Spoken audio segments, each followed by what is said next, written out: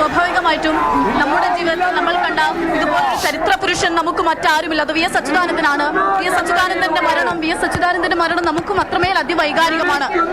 മഴയാണ്. ആ മഴയത്തിൽ ഉയർന്നു കേൾക്കുന്ന മുദ്രാവാക്യം, ആ മുദ്രാവാക്യമാണ് സഖാവ് വി എസ് അച്യുതാനന്ദൻ. അതാണ് വി എസ് എന്നുള്ള രണ്ടക്ഷരം. സഖാവെ എന്ന് പോലും വിളിക്കാണ്ട് വി എസ് എന്ന് മാത്രം വിളിയിലേക്ക് വി എസിന്റെ ജീവിതം എത്തിയത് നമുക്കറിയാം. ഇന്നിപ്പോൾ സഖാവ് പി കൃഷ്ണപിള്ളയുടെ സ്മാരക മന്ദിരത്തിൽ പാർട്ടി ജില്ലാ കമ്മിറ്റി ഓഫീസിലേക്ക് വി എസിന്റെ മൃതദേഹം എത്തിച്ചപ്പോൾ ഇവിടെ വലിയ തിരക്കാണ്. നമുക്കിവിടെ നിന്ന് സംസാരിക്കാൻ പോലും ആകാത്ത വണ്ണം ആളുകൾ ഇങ്ങനെ തിങ്ങിക്കൂടുകയാണ്. അതിൽ സ്ത്രീകളും കുട്ടികളും എല്ലാ പ്രായത്തിൽപ്പെട്ട ആളുകളും അതിൽ ഉണ്ടാകുന്നുണ്ട്. അവരെല്ലാം വലിയ തിരക്ക് കൂട്ടുകയാണ്. ഒന്ന് കാണാൻ വേണ്ടി ഒരു തവണ അവർക്ക് സഖാവിനെ കണ്ടാൽ മാത്രം മതി. ഒരു വാഹനം ഇങ്ങോട്ട് കടന്നു വരുമ്പോൾ കുറച്ചു പേർക്ക് മാത്രം നേരം എന്തോ കാണാനാവുന്ന അപ്പുറത്തേക്ക് ഈ ബസ്സിൽ നിന്ന് വാഹനം ഇങ്ങോട്ടേക്ക് മൃതദേഹം എടുത്തു മാറ്റാൻ പോലും ആകാത്ത വണ്ണം തിരക്കായിരുന്നു. ഇപ്പോൾ ഇവിടെ ഇറക്കുവാണോ? പുറത്തേക്ക് കൊണ്ടുപോകണോ? എന്തായാലും ഇവിടെ എല്ലാവരെയും കാണാൻ അവസരം ഒരുക്കുമെന്നൊക്കെ പറയുന്നുണ്ട്. പക്ഷെ അതിന്റെ സാധ്യത എത്രത്തോളം എന്നുള്ളതാണ്.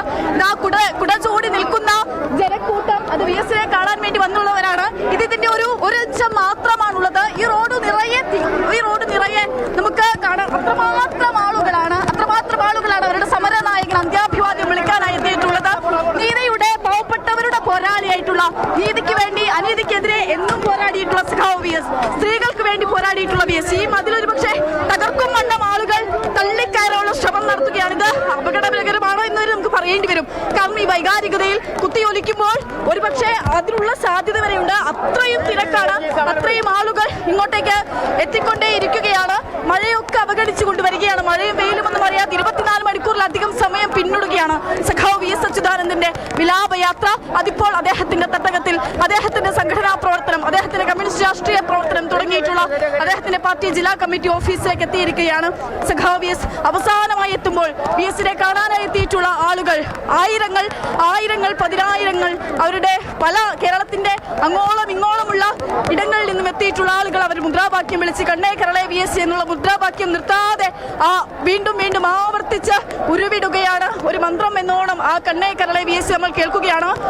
നമ്മൾ ഫിഡൽ കാസ്ട്രോ ഭരിച്ച സമയത്ത് ഒരു ദശകം ഇവിടെ ഇതാ വിട ചൊല്ലി മറയുന്നു. ഒരു കുമരക്കാറ്റ് പോലെ ഫിദൽ എന്ന് പറയുന്നുണ്ടെങ്കിൽ ഇവിടെ ഒരു ശതകം ഇതാ വിട ചൊല്ലി മറയുകയാണ് സഖാവ് വി എസ് അച്യുതാനന്ദൻ.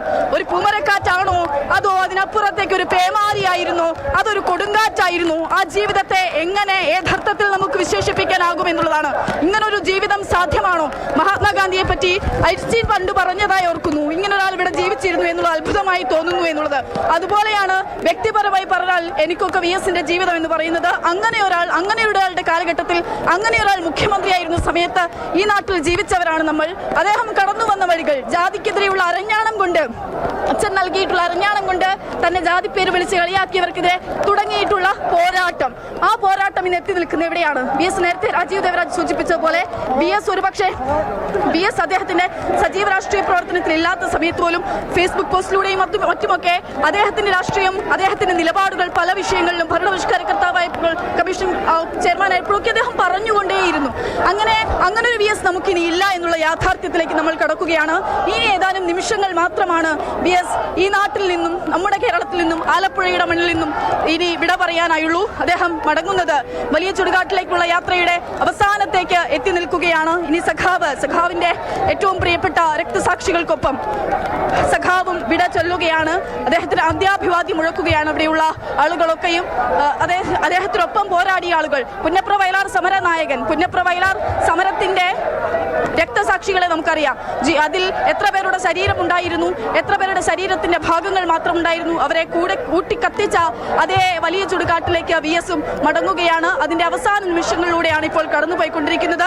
പലതരത്തിലുള്ള നിർദ്ദേശങ്ങൾ നൽകുന്നുണ്ട് പാർട്ടി പ്രവർത്തകർക്കായിട്ട്, അവരോട് സഹകരിക്കാൻ വേണ്ടി പറഞ്ഞുകൊണ്ട്, തിരക്കിൽ നിന്നും മഴയിൽ നിന്നും നിങ്ങളൊന്ന് സഹകരിക്കുന്നു എന്ന് പറഞ്ഞുകൊണ്ട് പാർട്ടി നേതാക്കൾ അവരോട് പല അഭ്യർത്ഥനകൾ നടത്തുന്നുണ്ട്. പക്ഷേ അതൊന്നും ഇവിടെ അത് ആ തരത്തിൽ എടുക്കാനാകില്ല. കാരണം അത്രമേൽ വൈകാരികമാണ് വി എസ് അല്ലാതെ മറ്റൊരു വി എസ് അവർക്കില്ല. ഇങ്ങനൊരാൾ ഒരേ ഒരാൾ മാത്രമേ ഉള്ളൂ, ഒരേ ഒരു വി എസ് മാത്രമേ ഉള്ളൂ. അതുകൊണ്ട് തന്നെ ആളുകളെ സംബന്ധിച്ചിടത്തോളം അവർക്കിത് അത്രമേൽ വൈകാരികമായിട്ടുള്ള നിമിഷമാണ്. അതേ വൈകാരികതയോടുകൂടി, അതേ വേദനയോടുകൂടി അവർ വി എസിനെ യാത്രയാക്കുകയാണ്. 102 വയസ്സായിട്ടുള്ള ഒരു മനുഷ്യൻ ബോധ്യം ഓരോ മലയാളിക്കുമുണ്ട്. വി എസ് എന്ന മഹാമനുഷ്യൻ, മഹാമേരു അദ്ദേഹം യാത്രയാകുന്ന സമയത്ത് അതിൻ്റെ ഭാഗമായി തന്നെയാണ് കേരളം മുഴുവനും നിൽക്കുന്നത്. ആ ചടങ്ങിലൊന്നും പങ്കെടുക്കാതെ, മനസ്സുകൊണ്ടെങ്കിലും അവിടെ സന്നിഹിതനാകാതെ, മുദ്രാവാക്യം വിളിക്കാതെ, ഹൃദയം തൊട്ട് അന്തിമ ഉപചാരം അർപ്പിക്കാതെ എങ്ങനെയാണ് ഒരു മലയാളിക്ക് ഇന്ന് ഇതിൽ നിന്ന് മാറി നിൽക്കാൻ കഴിയുക എന്നറിയില്ല. വി.എസ്. അച്യുതാനന്ദൻ എന്ന കാലഘട്ടം തന്നെയാണ് നമ്മുടെ മുന്നിലൂടെ കടന്നു പോകുന്നത്. രാജീവ് ദേവരാജ് നമ്മളോടൊപ്പം തുടരുന്നുണ്ട്. രാജീവ്, കൺമുന്നിൽ കാണുന്നത്, ഓരോ ദൃശ്യങ്ങളായി കാണുന്നത്, ഓരോ ശബ്ദശകലങ്ങളായി മുദ്രാവാക്യങ്ങൾ കേൾക്കുന്നത് നമ്മുടെ ചരിത്രമാണ്. നമ്മൾ ജീവിച്ചിരിക്കുന്ന കാലഘട്ടത്തിനെ വരും കാലം ഓർക്കാൻ പോകുന്നത് ഇതിൻ്റെ കൂടി പേരിലായിരിക്കും. തീർച്ചയായും മാധു, ഇത് ഒരു വലിയ അടയാളപ്പെടുത്തലാണ്. വി.എസ്. അച്യുതാനന്ദൻ്റെ ജീവിതം എന്ന് പറയുന്നത് മലയാളിയുടെ മനസ്സിൽ, അത് അദ്ദേഹത്തിൻ്റെ കാലഘട്ടത്തിൽ ജീവിച്ചവർക്കാണെങ്കിലും ഇനി വരാനുള്ള തലമുറയ്ക്കാണെങ്കിലും അത് ഒരിക്കലും മായാത്ത രീതിയിലുള്ള ഒരു അടയാളപ്പെടുത്തലാണ്.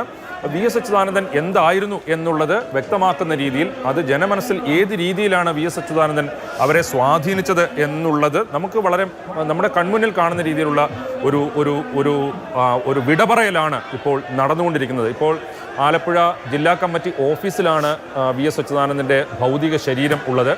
വി.എസ്. അച്യുതാനന്ദൻ, അതായത് കേരളത്തിൽ ആലപ്പുഴ ജില്ല ഉണ്ടാകുന്നതിന് മുൻപ് തന്നെ കമ്മ്യൂണിസ്റ്റ് പാർട്ടി ആലപ്പുഴ ജില്ലാ കമ്മിറ്റി രൂപീകരിച്ചിരുന്നു. കാരണം അത് ആലപ്പുഴ എന്ന് പറയുന്ന പ്രദേശം കൊല്ലം ജില്ലയുടെ ഭാഗമായിരുന്നു. പക്ഷേ അത്തരത്തിൽ ജില്ല ആലപ്പുഴയായി രൂപീകരിക്കുന്നതിന് മുൻപ് തന്നെ ഇത്തരത്തിൽ ജില്ലാ കമ്മിറ്റി രൂപീകരിക്കുകയും ആ ജില്ലാ കമ്മിറ്റിയുടെ സെക്രട്ടറി ആയിരുന്നു വി.എസ്. അച്യുതാനന്ദൻ. പ്രത്യേകിച്ചും ഈ 1957 EMS സർക്കാർ വരുന്ന കാലത്ത് അന്ന് ഏറ്റവും കൂടുതൽ കമ്മ്യൂണിസ്റ്റ് MLA-മാരെ വിജയിപ്പിച്ച ജില്ലയാണ് ആലപ്പുഴ. അതുകൊണ്ടാണ് ദേവികുളത്തൊരു ഉപതെരഞ്ഞെടുപ്പ് ഉണ്ടായപ്പോൾ, അതും നിർണായകമായ വളരെ തിൻ മാർജിൻ മാത്രം ഉണ്ടായിരുന്ന EMS സർക്കാരിന് ദേവികുളം ഉപതെരഞ്ഞെടുപ്പ് ജയിക്കുക എന്ന് പറയുന്നത് അത്യാവശ്യമായിരുന്നു. അന്ന് പാർട്ടിയുടെ ജനറൽ സെക്രട്ടറി നേരിട്ട് ഇടപെട്ടാണ് വി.എസ്. അച്യുതാനന്ദനെ, ഏറ്റവും കൂടുതൽ കമ്മ്യൂണിസ്റ്റ് MLA-മാരെ ജയിപ്പിച്ച വി.എസ്. അച്യുതാനന്ദനെ ദേവികുളം ഉപതെരഞ്ഞെടുപ്പിന്റെ ചുമതല നൽകി ദേവികുളത്തേക്ക് അയച്ചത്. അതുകൊണ്ട് തന്നെ അന്ന് CPI-യുടെ ദേശീയ പാർട്ടി കോൺഗ്രസിൽ, ദേശീയ സമ്മേളനത്തിൽ വി.എസ്. അച്യുതാനന്ദന് പങ്കെടുക്കാൻ കഴിഞ്ഞില്ല. എങ്കിൽ പോലും അദ്ദേഹം ദേശീയ കൗൺസിൽ അംഗമായി തെരഞ്ഞെടുക്കപ്പെട്ടു. അങ്ങനെ ഉള്ള വി.എസ്. അച്യുതാനന്ദൻ ജില്ലാ സെക്രട്ടറിയായി പ്രവർത്തിച്ച ആലപ്പുഴ ജില്ല, അതിനുശേഷം CPM ഉണ്ടാകുന്ന ഘട്ടത്തിലും 64 ശേഷവും വി.എസ്. അച്യുതാനന്ദൻ ജില്ലാ സെക്രട്ടറിയായി പ്രവർത്തിച്ചു. അങ്ങനെ കഴിഞ്ഞ ദിവസം ഒരു കത്ത് ഒരുപക്ഷെ മാധുവിൻ്റെ ശ്രദ്ധയിലും പെട്ടിട്ടുണ്ടാകും. വി.എസ്. അച്യുതാനന്ദൻ്റെ വിവാഹ വാർഷികത്തിന്, വി.എസ്. അച്യുതാനന്ദൻ്റെ വിവാഹത്തിന് അന്ന് അച്ചടിച്ച കത്ത്, അത് കഴിഞ്ഞ ദിവസം സോഷ്യൽ മീഡിയയിലൊക്കെ പ്രചരിച്ചിരുന്നു. അന്ന് വി.എസ്. അച്യുതാനന്ദനോടൊപ്പം അസിസ്റ്റന്റ് സെക്രട്ടറിയായി പ്രവർത്തിച്ച N. ശ്രീധരനാണ് കമ്മ്യൂണിസ്റ്റ് പാർട്ടി ഓഫ് ഇന്ത്യ മാർക്സിസ്റ്റിൻ്റെ ആലപ്പുഴ ജില്ലാ സെക്രട്ടറി വി.എസ്. അച്യുതാനന്ദൻ്റെ വിവാഹം അറിയിച്ചുകൊണ്ടുള്ള കത്ത് കഴിഞ്ഞ ദിവസം സോഷ്യൽ മീഡിയയിൽ പ്രചരിച്ചിരുന്നു. അതിൻ്റെ 58ാം വാർഷിക ദിനത്തിൽ, ജൂലൈ 16-നായിരുന്നു 58ാം വാർഷിക ദിനം. അന്ന് വി.എസ്. അച്യുതാനന്ദൻ ജില്ലാ സെക്രട്ടറി ആയിരിക്കെയാണ് 44-ാം വയസ്സിൽ വി.എസ്. അച്യുതാനന്ദൻ വിവാഹിതനാകുന്നത്. വസുമതിയെ, അന്ന് വസുമതി സെക്കന്ദരാബാദിൽ ജനറൽ നഴ്സിംഗ് വിദ്യാർത്ഥിനി ആയിരുന്നു. ആ സമയത്താണ് വി.എസ്. അച്യുതാനന്ദൻ വസുമതിയെ വിവാഹം ചെയ്യുന്നത്.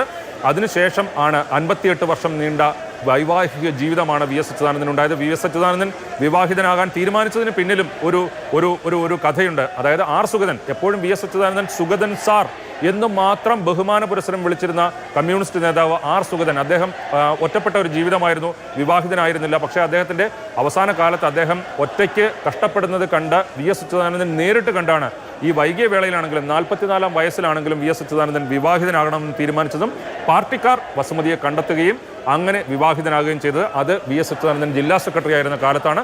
അതിനുശേഷം അദ്ദേഹം സംസ്ഥാന നേതൃത്വത്തിലേക്ക് കൂടുതൽ കേന്ദ്രീകരിക്കുകയും പിന്നീട് നമ്മൾ ഈ അറിയപ്പെടുന്ന പദവികളിലേക്കെല്ലാം എത്തുകയും ചെയ്തു. അങ്ങനെ വി.എസ്. അച്യുതാനന്ദൻ ജില്ലാ സെക്രട്ടറിയായി പ്രവർത്തിച്ച ആ ജില്ലാ കമ്മിറ്റി ഓഫീസിൽ, അതേ ജില്ലാ കമ്മിറ്റി ഓഫീസല്ല, ഓഫീസിന് മാറ്റം വന്നിട്ടുണ്ട്. പക്ഷേ ആ ജില്ലാ കമ്മിറ്റി ഓഫീസിലാണ് വി.എസ്. അച്യുതാനന്ദൻ്റെ അന്ത്യനിദ്ര. ഇപ്പോൾ അവിടെ അദ്ദേഹത്തിൻ്റെ ഭൗതിക ശരീരം ജനങ്ങളുടെ അന്ത്യാഞ്ജലി അർപ്പിക്കുന്നതിന് വേണ്ടിയുള്ള സൗകര്യം ഒരുക്കി അവിടെ കിടത്തിയിരിക്കുന്നത്.